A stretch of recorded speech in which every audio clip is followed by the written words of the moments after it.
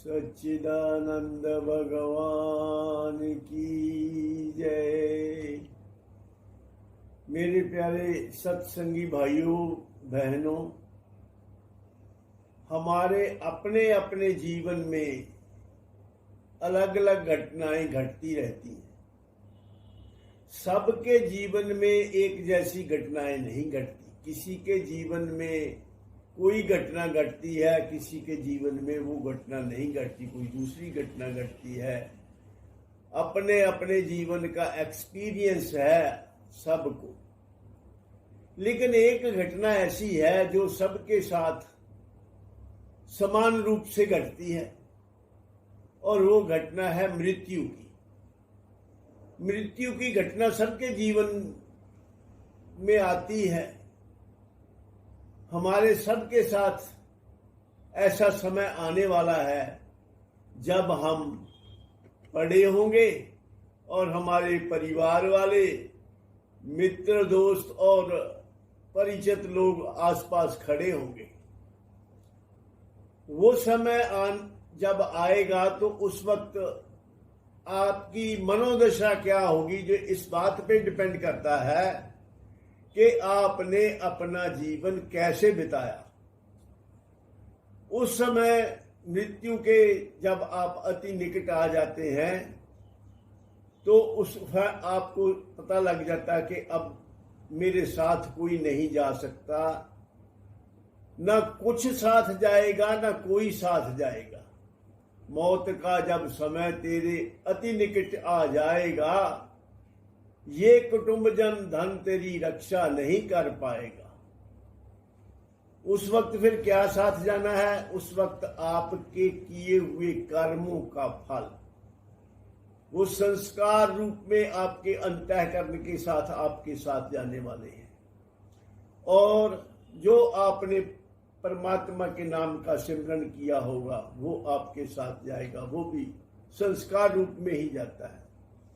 तो वो समय तो आना ही है, और उसके लिए हमें फिर कुछ तैयारी कर लेनी चाहिए, क्योंकि जब हम सबको छोड़कर ही जाना है, और इसमें कोई संशय भी नहीं है कि जाना है कि नहीं जाना है। जब हम इस दुनिया में आते हैं तो खाली हाथ आते हैं, लेकिन हाथ तो साथ होते हैं। यानी हम शरीर को पहनकर तो आते हैं मां के पेट में, मां के गर्भ से शरीर को पहनकर बाहर आते हैं वर्दी पहनकर, और जब जाते हैं तो शरीर भी यहां छोड़ जाते हैं। और तो किसी चीज की बात ही क्या, और तो क्या ले जाओगे जब शरीर ही नहीं ले जा पाओगे। तो फिर जब ये घटना घटनी है तो कुछ ऐसा काम कर लेना चाहिए कि जाते वक्त पश्चाताप ना हो। पश्चाताप किस के कारण से नहीं होगा? जब हमें ये संतुष्टि होगी कि मैंने जीवन को ऐसे जिया है जैसे जीना चाहिए था, मैंने अपने जीवन को बाकायदा खर्च किया है, बेकायदा खर्च नहीं किया। जब ये तसल्ली होगी, आपको ये सेटिस्फेक्शन होगी, तो आप संतुष्ट होकर जाएंगे। और संतुष्टि ही सबसे बड़ी चीज है जीवन में। जब आप संतुष्ट होकर शरीर छोड़ेंगे तो फिर आपको दोबारा जन्म नहीं लेना पड़ेगा।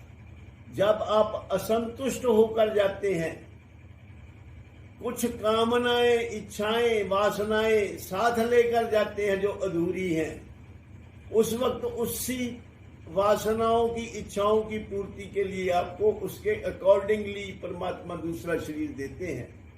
जब संतुष्ट होकर जाओगे तो दूसरा शरीर नहीं मिलेगा। इसी को ही मुक्ति कहते हैं। तो उसके लिए करना क्या? उसके लिए एक तो हम अपने आप को ठीक से जान लें, और यही एक तरीका है। अगर हम अपने आप को जानकर शरीर को छोड़ेंगे, यानी हम मरेंगे नहीं, हमारा शरीर जो है उसकी फंक्शनिंग बंद हो जाएगी। The biological function of our body will stop, but we will remain as it is. जैसे हम हैं वैसे ही रहेंगे। क्योंकि ये शरीर मिलने से पहले भी तो हम कहीं थे और शरीर मिलने के बाद भी हम रहेंगे।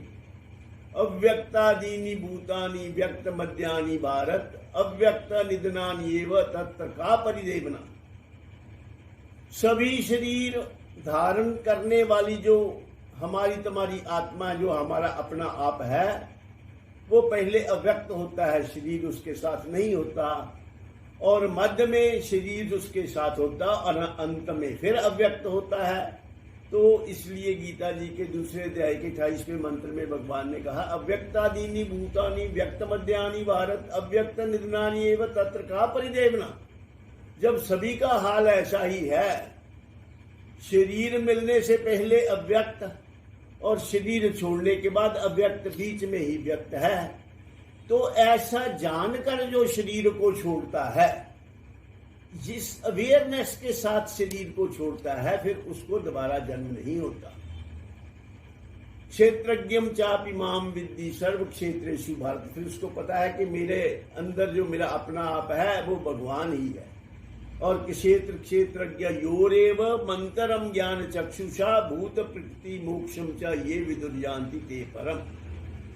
क्षेत्रज्ञ योरेव अंतरम ज्ञान चक्षुषा, ज्ञान चक्षुओं से, ज्ञान से जो इस बात को जान लेता है, किस बात को? क्षेत्र और क्षेत्रज्ञ के अंतर को।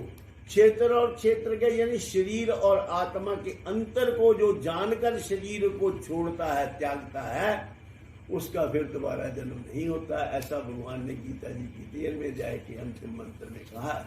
तो इसलिए हमें अपने जीवन में, जीवन काल में ही मैं और मेरे को अलग अलग देख लेना चाहिए। जो मैं होता है वो मेरे से अलग होता है, जो मेरा है वो मैं नहीं हो सकता। जैसे मेरा शरीर है वो मुझसे अलग है, मेरे कपड़े जो हैं वो मुझसे अलग, जिसको हम मेरा कहते हैं वो मैं नहीं हो सकता। इसी एक सूत्र को ही अगर हम ठीक प्रकार से जान ले तो हम जन्म मरण के बंधन से मुक्त हो सकते हैं। इन शब्दों के साथ ही मैं अपनी वाणी को विराम देता हूं और आप सबके कल्याण की कामना करता हूं। भगवान आपके जीवन में यथार्थ बोध दे, जिससे आपको इस जीवन में भी शांति प्राप्त हो और मरने के बाद भी सद्गति और मुक्ति प्राप्त हो। सर्वे भवन्तु सुखिनः, सर्वे सन्तु निरामया, सर्वे भद्राणि पश्यन्तु, मा कश्चित् दुःखभाग् भवेत्। ओम शांति शांति शांति।